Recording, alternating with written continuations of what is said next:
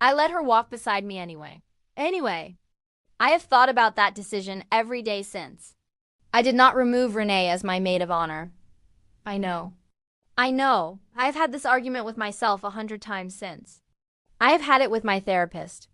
I have had it with Daniel, who told me it was my choice completely and supported whatever I decided. I have had it with my mother, who cried on the phone and said she didn't know what to do either. But here is the truth of it. Renee was my sister.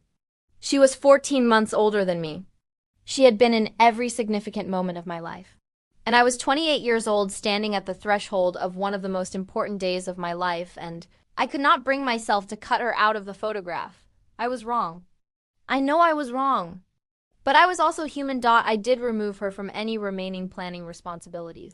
I told her she was welcome at the wedding as my sister and my maid of honor in the ceremonial sense, and that beyond showing up and standing beside me, she was not to involve herself in a single other thing. She agreed.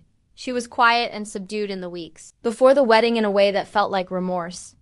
She texted me twice to say she was sorry. I did not respond to either message.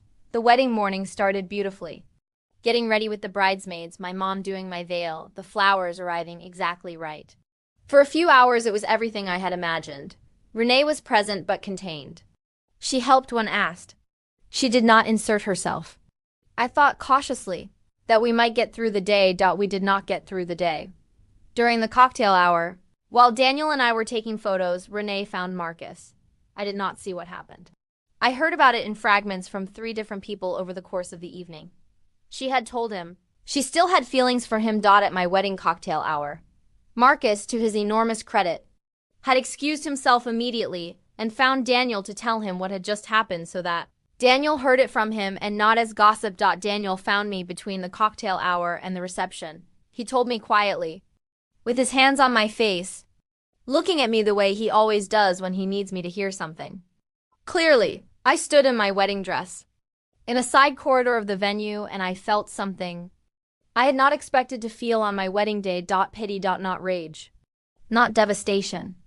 Pure, exhausted, heartbroken pity for my sister, who loved someone she couldn't have, and had let it turn her into a person I didn't recognize.